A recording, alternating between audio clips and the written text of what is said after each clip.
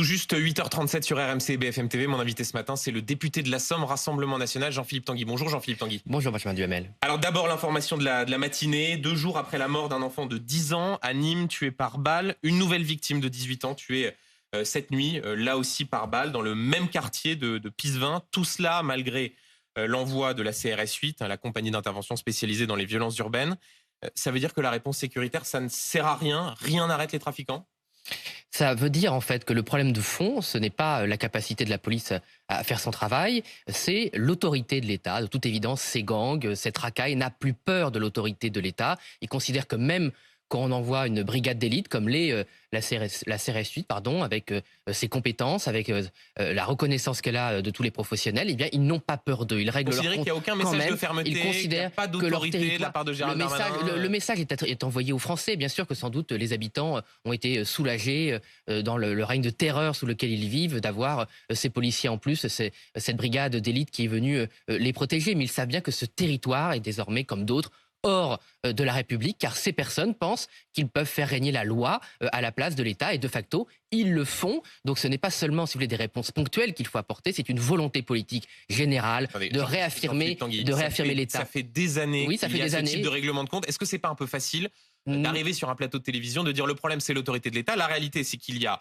un enfant de 10 ans qui meurt par balle, et que 2 jours après, malgré l'envoi d'une force d'élite, on a l'impression que les trafiquants, les dealers s'en fichent totalement. Est-ce que ça changerait quelque chose si vous étiez au pouvoir? Oui, vous avez vraiment là d'arrogance de dire que ça changerait quelque chose? C'est pas une arrogance, c'est la certitude que nous avons, nous, la volonté de débarrasser la France de ces gangs. Voilà, nous l'avons. Voilà. Ils n'ont pas cette volonté. Nous aurions une politique de fond qui serait durable pour rétablir l'autorité. Nous aurons une vraie politique pénale. Nous aurons une politique pénale, mais le trafic de drogue n'est qu'un symptôme du dérèglement de l'État, de l'absence d'autorité. C'est parce que les consommateurs, parce que les gangs, parce que les dealers savent que les frontières ont été désarmées, que la police peut arrêter, mais que la justice va les relâcher, que les prisons sont pleines. Vous l'avez dit, pas seulement depuis 1 an, depuis 5 ans, 10 ans, depuis que je suis né, j'entends qu'on ne construit pas assez de prisons dans ce pays. Donc nous savons très bien les problèmes de fond de la France. Si Marine Le Pen était au pouvoir, vous pensez que ce type de drame n'arriverait plus? C'est pas une baguette magique, c'est pas du jour au lendemain.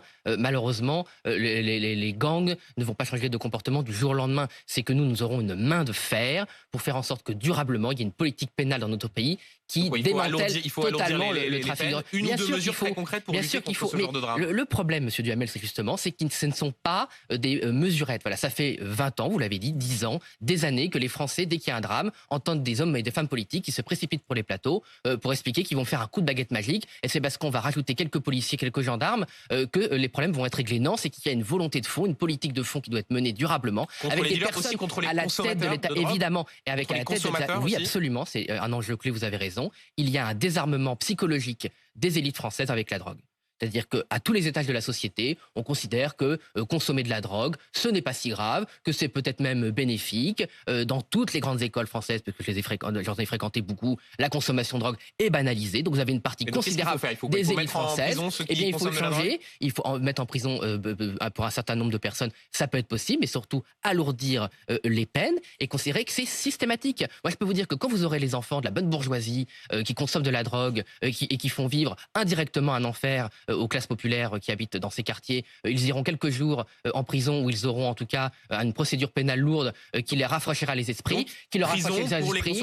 Ils auront un autre regard sur la drogue. Oui, il faut le dire.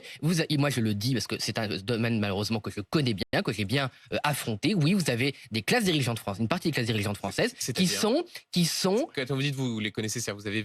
Mais parce qu'on le voit au quotidien, on le voit quand vous pouvez vous balader. Parce que dans les soirées des grandes écoles, que ce soit Sciences Po ou les écoles de commerce, vous avez une banalisation de la drogue. Ces personnes deviennent ensuite des dirigeants de grandes entreprises politiques. Voilà. Dans le milieu politique, il y a une banalisation. Il y a des gens qui. Il y a une banalisation à tous les étages. Ce n'est pas facile. Ce n'est pas facile. Non, c'est pas justement facile de le dire parce que dès que vous dites ça, vous allez dire oui, tu exagères, tu es complotiste, tatata. Non, il y a une banalisation de la consommation en France. C'est d'ailleurs une spécificité de notre pays. Le niveau de consommation. Dans le milieu politique aussi, vous considérez qu'il y a une banalisation? Mais Emmanuel Macron dit qu'il faut lutter contre tous les trucs. Gérald Darmanin dit la drogue c'est de la merde.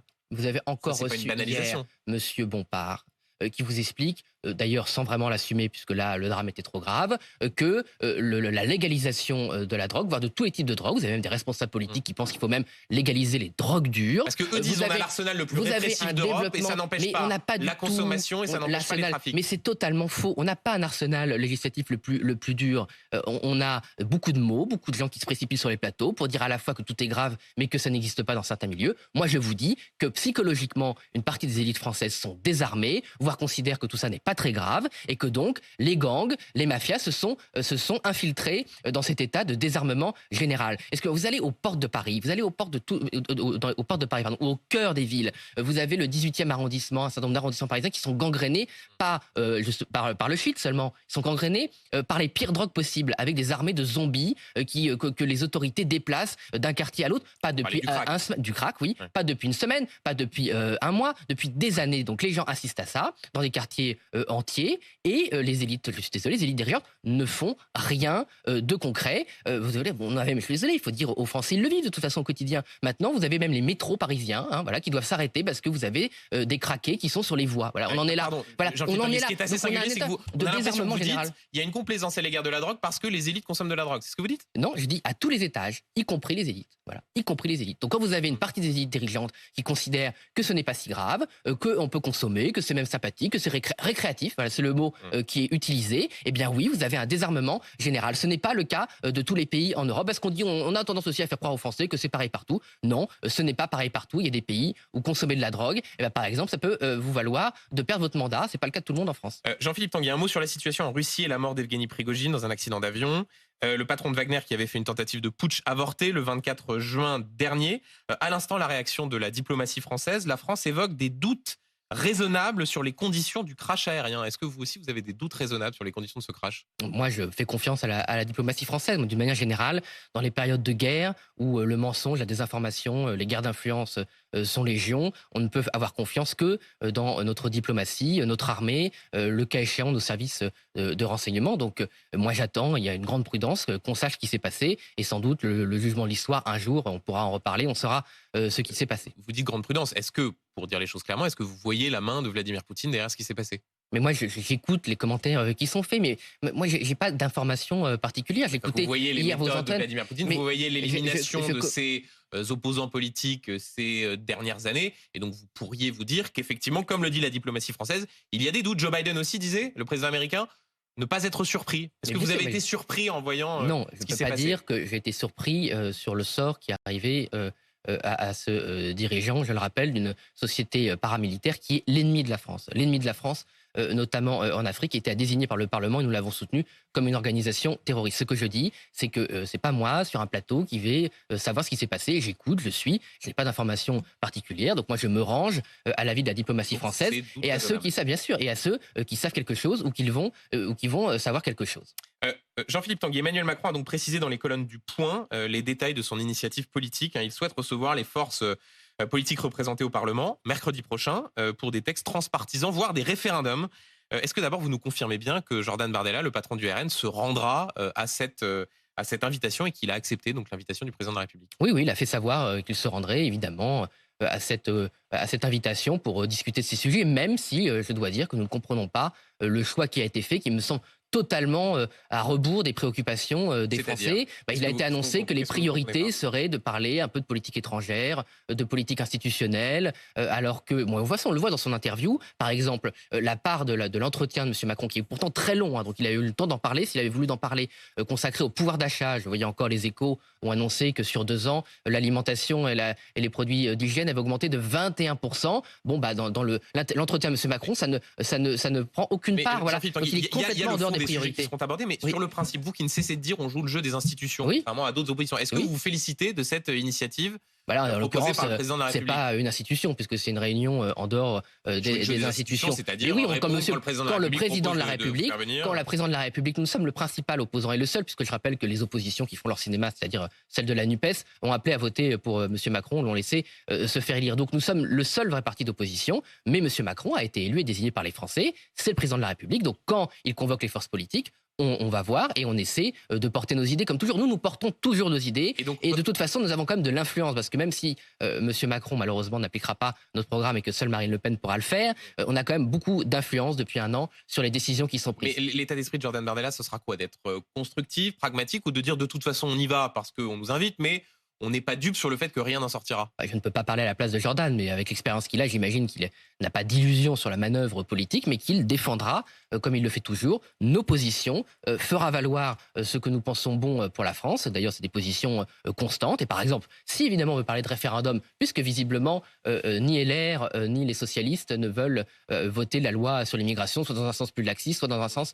un tout petit peu moins laxiste, mais qu'il le reste, eh bien, faisons un référendum. Voilà, Donc voilà vous allez demander un référendum sur l'immigration. Je ne sais pas ce que Jordan va demander, mais ça pourrait être une idée, en tout cas. Oui, de toute façon, c'est une idée que nous portons depuis des mois, voire des années. Or, c'est un sujet important, c'est un sujet prioritaire qui a évidemment été remis en avant par le drame des émeutes que nous avons vécu, même si le président veut dire circuler, il n'y a rien à voir sur ce sujet. Les Français, depuis longtemps, veulent s'exprimer par référendum. Il a changé, il a tout dit son contraire. Oui, je ne sais pas ce que ça veut dire. Si vous avez compris, parce que moi, en lisant l'interview, j'ai pas trop compris ce que ça voulait dire, à part s'écouter lui-même et puis aimer beaucoup entendre avoir de la philosophie de bas étage. Vous êtes paradoxal, Jean-Philippe Tanguy. Emmanuel Macron sur l'immigration dit il faut la réduire significativement, à commencer par l'immigration illégale. Oui, enfin, la phrase d'avant. Oui, il y a une phrase d'avant. Demain, quand même, non, mais il y a une phrase d'avant où il explique qu'on n'est pas du tout submergé, que l'immigration, est bien gérée, il n'y a pas de submersion, c'est un peu trop, mais on verra. Voilà. Bon, écoutez, il n'y a jamais eu autant d'entrées dans notre pays, aussi bien des clandestins que des entrées légales. C'est-à-dire que le gouvernement de M. Macron, année après année, délivre de plus en plus de titres de séjour, alors que la France n'a pas besoin d'immigrés supplémentaires. Il y a déjà 20% de chômage chez les immigrés. À partir du moment où la possibilité de faire des référendums est évoquée, vous dites l'immigration, ça pourrait être un bon sujet. Absolument, on l'a toujours demandé. Nous pensons de toute façon dans la lignée du général de Gaulle que le référendum devrait être un outil de démocratique pour gérer la France de manière régulière. Sur la base du texte gouvernemental, sur tous les enjeux. Bon, voilà, pour le coup, c'est lui qui choisira. Nous, on a proposé un texte. Marine Le Pen, sous la mandature précédente, avait proposé un texte très fort sur l'immigration, très clair, qui d'ailleurs a été repris par quelques lignes par les Républicains. Ce texte est toujours à la disposition. Mais si M. Macron me met un autre texte, eh bien nous exprimons, voilà, y compris contre. Parce qu'effectivement, si M. Darmanin met le texte qui est prévu aujourd'hui, qui consiste à ouvrir les vannes et à légaliser les clandestins, c'est sûr que si vous autorisez les clandestins sur le territoire, c'est plus des clandestins. Enfin, ils sont toujours sur le territoire. C'est bien moi, c'est comme ça que je la vois. Pour ceux qui travaillent dans les métiers en tension. Oui, les métiers en tension qui ont une acceptation très très large. Très très large, parce que je peux vous dire que quand vous avez encore 7% de chômage en France, il y a de quoi former les Français avec des bons salaires et tout le monde voudra travailler. Jean-Philippe Tanguy, autre sujet longuement abordé par le président, celui de l'école. Il propose une réduction des vacances d'été, une rentrée des classes le 20 août pour les élèves en difficulté. C'est une bonne idée? Oui, non, mais le fait comment dire, que le temps scolaire soit développé, soit plus important, vu malheureusement la perte des savoirs fondamentaux de notre école, c'est important. Effectivement, les vacances trop longues peuvent être un sujet, comment dire, d'inégalité sociale. Hein, évidemment, on l'a vu, beaucoup de Français cet été n'ont pas pu partir en vacances, les classes populaires, ceux qui n'ont pas la chance d'avoir une famille qui peut aussi accueillir les enfants dans des périodes de vacances. Donc ça, c'est un sujet sur lequel on peut réfléchir, il faut voir les modalités. Parce vous êtes a priori plutôt favorable. Oui, mais il ne s'agit pas non plus de faire garderie, parce que parfois aussi il y a une confusion où les écoles sont ouvertes, mais c'est pas pour enseigner. Là, l'idée, c'est de voir ceux qui sont en difficulté et de les accueillir plus tôt. Oui, d'accord, mais il y a ceux qui sont en difficulté. Les syndicats disent c'est hors sol, c'est trop compliqué. Parce que là où les syndicats, pour le coup, ont raison, c'est que ces décisions sont toujours annoncées sans que ce soit décidé, préparé. Et donc après, au lieu de mettre en place la décision, il y a des polémiques, il y a des affrontements. Et donc ça, c'est la spécialité de M. Macron après 6 ans de présidence et 10 ans au pouvoir, c'est qu'il ne comprend toujours pas comment fonctionne la France, comment fonctionne une démocratie. C'est pas en faisant travailler les gens ensemble, c'est en collaborant, c'est pas en opposant les uns ou les autres et en faisant des annonces. Par contre, moi, ce qui m'a beaucoup choqué sur la politique d'éducation, sur l'éducation, c'est M. Macron qui annonce qu'il n'est pas satisfait de l'organisation du baccalauréat. Or, qui est-ce qui a changé le baccalauréat? Qu'est-ce qui aime ces épreuves si tôt? C'est M. Blanquer, c'est M. Macron. Donc on a quand même un président de la République, si vous voulez, qui est capable, sans visiblement prendre aucun recul sur lui-même, parce qu'il n'y a pas une seule fois où il reconnaît une erreur. Hein. Il y a 21 pages d'interviews. Pourtant, vos collègues, vos confrères et consoeurs du Point essaient de le mettre sur ce sujet. Il ne reconnaît aucune erreur. Il ne reconnaît aucune bêtise. Pas du tout. Rarement reconnaît des erreurs. Vous-même, on vous entend assez. Écoutez, moi, si je fais une erreur, je le reconnaîtrai. Ça m'est déjà arrivé au début de de mon mandat, j'avais fait une erreur, je me suis excusé. Mais Marine Le Pen, par exemple, elle lui a pu commettre des erreurs, elle s'est toujours excusée, elle a toujours eu un rapport de vérité. Il nous reste très peu de temps. D'accord, mais c'est quand même incroyable de pouvoir condamner une réforme qu'il a lui-même mis en œuvre. Il nous reste très peu de temps sur cette interview. Emmanuel Macron confirme ne pas vouloir voir Marine Le Pen lui succéder. Il dit: je voudrais qu'il puisse y avoir à ma suite une femme ou un homme qui porte les valeurs de la République et je l'espère de la France et de l'Europe dans 4 ans. Vous êtes prévenu? Mais prévenu de quoi? Que M. Macron ne veut pas que sa principale opposante et qu'elle ait une femme qui c'est sa responsabilité de s'y investir. Moi, écoutez, notre responsabilité, c'est de porter Marine Le Pen, si elle le souhaite, à l'Élysée, qu'elle gouverne la France comme elle devrait gouverner. Il va s'investir dans le fait que Marine Le Pen, au contraire, plus il s'investira, plus je pense ça nous permettra de faire réaliser aux Français qu'il faut un vrai changement, une vraie rupture, non pas avec la République, mais avec l'incompétence. Et on en revient au début de notre entretien, qui a mis notre pays dans cet état, avec des quartiers qui sont devenus des favelas, une école qui n'en est plus une, et une fois de plus un pouvoir d'achat sur les biens de première consommation qui a été amputé de 20% en 2 ans sans que les salaires suivent. Donc il est grand temps que Marine Le Pen, elle, incarne et défende la République. Et autre son de cloche, pour finir, toujours hier soir, aux 20h de TF1, Nicolas Sarkozy a jugé injuste et insultant le procès en illégitimité intenté à Marine Le Pen, qui rajoute, Nicolas Sarkozy: on ne peut pas reprocher au RN de ne pas être un parti républicain. C'est votre nouvel avocat, Nicolas Sarkozy? Non, il a dit des choses moins aimables, mais il dit une évidence. Mais ce que tout le monde fait, aussi qu'elle n'est pas compétente, qu'elle n'a pas d'équipe, enfin ça. Oui, vu les résultats de M. Sarkozy, c'est plutôt un brevet d'honorabilité, de ne pas être considéré comme compétent par quelqu'un qui a ruiné la France, qui a mis des centaines de milliards de dettes, qui a fait un record d'immigration. Ces mots-là, ils ne vous font pas plaisir. Je rappelle que M. Sarkozy, c'est celui qui a supprimé 10 000 postes de policiers. Donc moi, je suis très content quand M. Sarkozy trouve qu'on est incompétent, parce que franchement, c'est plutôt bon signe. Mais là, injuste et insultant le procès en illégitimité. Mais bien sûr, mais les Français le savent très bien. De toute façon, ces procès en diabolisation ne servent à rien. La seule chose qui sauve encore le système, cette espèce de peur perpétuelle que ça va s'effondrer, que la situation va être pire. Bon voilà, de toute façon, ce système ne tient plus que par la peur, ça ne fonctionne plus. Et maintenant, j'ai confiance dans le fait que les Français veulent enfin des dirigeants politiques qui les aiment, qui aiment la France et qui veulent avoir la volonté de régler les problèmes. Merci Jean-Philippe Tanguy, il est 8h53 sur RMC et BFM TV.